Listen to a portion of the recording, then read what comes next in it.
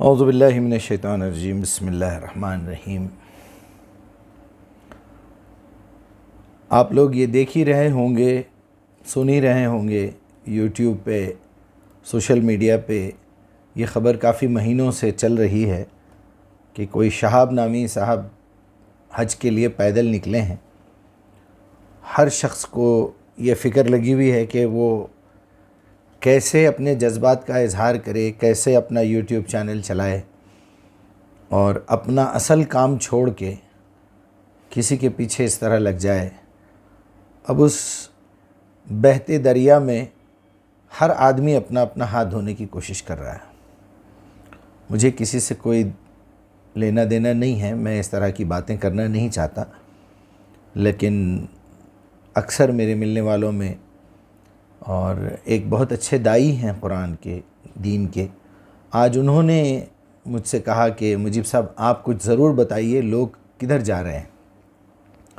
تو اس میں دو کیٹیگریز آپ کو ملیں گے۔ ایک تو وہ شہاب جو بندہ جا رہا ہے پیدل حج کو، آج وہ سعودی عرب پہنچ چکا ہے کویت سے، اس پہ بڑی دھوم مچی ہوئی ہے، اور اس کے فیور میں کچھ لوگ ہیں اور اس کے خلاف بھی کچھ لوگ ہیں کہ بھئی یہ کیا ضرورت ہے تم کو یہ سب تماشا کرنے کی، سیدھے سیدھے فلائٹ سے جاؤ، جب سہولت ہے تو یہ سب کرنے کی کیا ضرورت ہے۔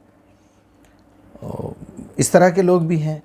مجھے یہ دونوں پہ بڑا افسوس ہوتا ہے کہ آپ کے پاس اتنا وقت ہے کہاں کہ آپ کسی اور کے بارے میں، کسی اور کی کسی ایکٹیویٹی پہ اس کی تعریف کریں یا اس کی برائی کریں یا اس کو جو ہے فیل کرنے کی کوشش کریں۔ مسلم شریف کی ایک روایت ہے، اس میں 7392 میرے خیال میں نمبر ہے، میں بھی ڈسکرپشن میں لکھ دوں گا۔ تو اس میں آپ صلی اللہ علیہ وسلم نے بنو نجار کے قبرستان کی طرف اشارہ کر کے بتایا کہ اگر تمہیں پتہ چل جائے کہ مرنے کے بعد تمہاری روح کے ساتھ کیا ہونے والا ہے، کیا عذاب تم بھگتنے والے ہو، تو تم اپنے مردوں کو دفنانا چھوڑ دو گے۔ تو یہ دفنانا چھوڑ دو گے کا کیا مطلب ہے؟ تو کیا اس کو جلا دیں گے یا اس کو اسی طرح چھوڑ کے چلے جائیں گے؟ کیا کہنا چاہتے ہیں آپ صلی اللہ علیہ وسلم؟ تو لازمی بات ہے وہاں محمد رسول اللہ ہیں اور آپ کے سامنے جو ہے وہ صحابہ اکرام ہیں۔ تو یہ میں آپ کو اس کی تصویر بھی دکھا دیتا ہوں اور یہ بھی بتا دیتا ہوں کہ اس میں 7392 جی، کہ تم مردوں کو دفنانا چھوڑ دو گے۔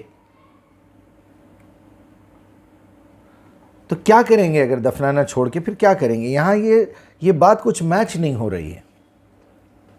آپ صلی اللہ علیہ وسلم نے یہ کہنا چاہیے یا یہ بات وہاں پر سوٹیبل ہوتی ہے کہ اگر تمہیں پتہ چل جائے تمہارے مرنے کے بعد تم سے کیا سوالات ہونے والے ہیں، کس چکر میں تم پھنسنے والے ہو، کیا تمہاری ایکٹیویٹیز کا حساب ہونے والا ہے، تو تم فوراً ٹھیک ہو جاؤ گے، تم فوراً سدھر جاؤ گے۔ اگر میں تمہیں دکھا دوں، میں اللہ سے دعا کروں کہ لوگ مرنے کے بعد وہاں کیا ہونے والا ہے، اگر تمہیں وہ سین دکھا دیا جائے تو تم بالکل سیدھے ہو جاؤ گے۔ یہ کہنا چاہیے تھا۔ یہ کون سی بات ہوئی کہ تم اپنے مردوں کو دفنانا چھوڑ دو گے؟ لاکھ کوشش کرنے کے بعد، لاکھ دعائیں کرنے کے بعد، کئی لوگوں سے انٹرویو لینے کے بعد اس کا کوئی مطلب مجھے نہیں ملا۔ میں نے جب اللہ تعالیٰ سے گڑ گڑا کے اس کی دعا کی کہ اللہ اس کا صحیح مطلب کیا کہنا چاہتے تھے نبی صلی اللہ علیہ وسلم اس وقت، وہ مجھے سمجھائیے، اہدنا صراط المستقیم، مجھے وہ صحیح بات بتائیے کیا کہنا چاہتے تھے۔ بات کلیئر ہو کے سامنے آ گئی کہ ایک مسلمان کو، وہاں صحابہ اکرام کی بات ہو رہی ہے، آپ صلی اللہ علیہ وسلم بنو نجار کے قبرستان کے سامنے سے گزر رہے ہیں، ساتھ آپ کے صحابہ ہیں، آپ عربی زبان میں بات کر رہے ہیں، صحابہ عربی زبان میں سن رہے ہیں، سمجھ رہے ہیں، اور وہاں پورے کا پورا منظر جو ہے وہ نبی صلی اللہ علیہ وسلم کی دعوت کے محور پہ گھوم رہا ہے۔ تو کہنا یہ ہے کہ دیکھو میں آخری رسول ہوں، یہ کتاب آخری کتاب ہے، یہ کتاب محفوظ ہے، اب قیامت تک کوئی نبی کوئی رسول آنے والا نہیں ہے، یہ کتاب دنیا تک پہنچانے کی سب سے بڑی ذمہ داری تمہاری ہے۔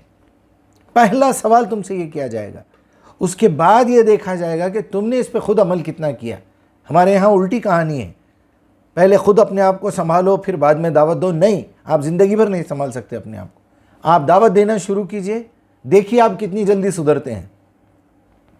آپ کو اگر 2 کا ٹیبل بھی نہیں آتا ہے، 4 کا ٹیبل بھی نہیں آتا ہے، اگر میں آپ سے یہ کہوں کہ میں ہر مہینہ آپ کو 3 لاکھ روپے سیلری دوں گا، ایک دن کی کلاس لیجئے، سیکنڈ کلاس کے بچوں کو 10,000 روپے لے کے جائیے، آدھا گھنٹہ پون گھنٹہ، تو آپ کیا کریں گے؟ 3 لاکھ روپے سیلری، فوراً راضی ہو جائیں گے۔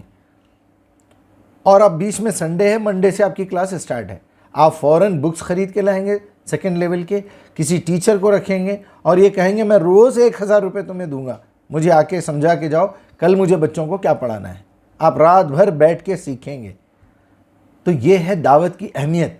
اگر آپ کو پتہ چلے کہ وہاں دعوت نہ دینے کی صورت میں آپ کے ساتھ کیا حشر ہونے والا ہے، اور یہ دعوت کی ذمہ داری پوری کرنے کی وجہ سے آپ کو کیا نعمتیں ملنے والی ہیں، تو یہ 3 لاکھ روپے، 2 لاکھ روپے، 1,000 روپے کی کیا اہمیت ہے جنت کے سامنے؟ یہ تو ایک چھوٹی سی ٹیمپرری زندگی ہے 60 سال کی، اس میں سے بچپن 20 سال، بڑھاپا 20 سال، بیچ کے 20 سال میں کام کرنا ہے آپ کو۔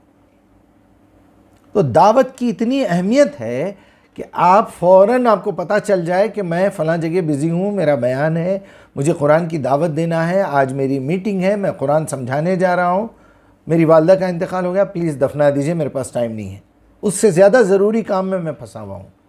جس طرح ایک بیٹا امریکہ پڑھنے کے لیے جاتا ہے، ماں اپنا زیور یہ وہ سب کچھ دے کے اس کو امریکہ کا ویزا لگوا کے بھیجتی ہے، اور یہ کہتی ہے کہ بیٹا جب تک یہ کورس کمپلیٹ نہ کرو واپس نہ آنا، یہ میری خواہش ہے کہ تم MS کر لو، MBA کر لو۔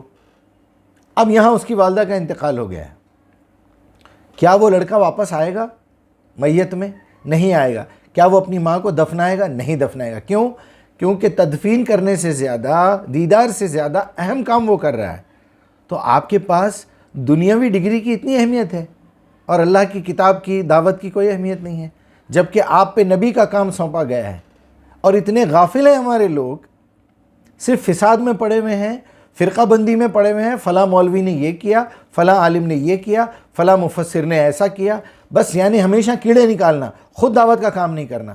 ایک قرآن کی آیت پوچھو، ایسا لگتا کہ ماں مر گئی ہے ان کی، یا اب کوئی پہاڑ طور کو لا کے اللہ نے سر پہ رکھ دیا ہے، پھر کہتے ہیں ہم دعوت کا کام کر رہے ہیں۔ آپ دعوت کا کام نہیں کر رہے ہیں، آپ فساد کا کام کر رہے ہیں، آپ فرقہ بندی کو پروموٹ کر رہے ہیں۔ تو میرا مقصد یہی ہے کہ ان کاموں میں اپنا ٹائم ویسٹ مت کیجئے، جو بندہ جا رہا ہے اس کو جانے دیجئے۔ اب وہ دکھاوا کر رہا ہے، اس کو جنون لاحق ہے، وہ پاگل ہے، وہ کیا کرنا چاہتا ہے؟ آپ اگر پیدل جانا ہے تو خاموشی سے جائیے، دنیا کو دکھانے کی کیا ضرورت ہے؟ کیا ظاہر کرنا چاہ رہے ہیں آپ؟ چلیے چلتے چلتے آپ کی موت ہو گئی تو اللہ کیا کرے گا کہ بھئی حج پہ جا رہا تھا بندہ جو ہے وہ مر گیا ہے لہذا سیدھا جنت؟ آپ کے کیے ہوئے کاموں کی کوئی ویلیو نہیں ہے۔ تو میں اسی کے ریفرنس میں آپ کو یہ بتایا، یہ روایت او کما قال علیہ الصلوۃ والسلام، لیکن بات تو دل میں گھس جاتی ہے کہ اگر تمہیں پتہ چل جائے تمہارے مرنے کے بعد تم سے کیا سوال ہونے والا ہے، کیا حالت ہونے والی ہے تمہاری، تو تم اپنے مردوں کو دفنانا چھوڑ دو گے۔ میرا بچہ مر گیا، دفنا دیجئے پلیز، میں قرآن کی دعوت میں بزی ہوں۔ یہ کیفیت ہے ایک مومن کی، ایک مسلمان کی۔ اور میں آپ سے بارہا ہمیشہ جب بھی میں کرتا ہوں، کوئی بیان ریکارڈ کرتا ہوں، تو اس کا میرا کنکلوژن یہی ہوتا ہے کہ میں آپ کو یہ بتاؤں کہ آپ اپنا وقت ضائع مت کیجئے۔ جس طرح آکسیجن ہے، پانی ہے، گریوٹی ہے، لائٹ ہے، الیکٹریسٹی ہے، ہوائی جہاز ہے، دنیا کی تمام سہولتیں ہر انسان کے لیے ہیں، کھانا پینا ہے، اسی طرح قرآن بھی ہر انسان کے لیے ہے۔ اب یہ مسلمانوں کی بدبختی ہے، یہ ان کا جرم ہے، یہ ان کی بدماشی ہے کہ قرآن کو اپنے پاس رکھے ہوئے ہیں، نہ خود پڑھتے نہ دوسروں تک پہنچاتے۔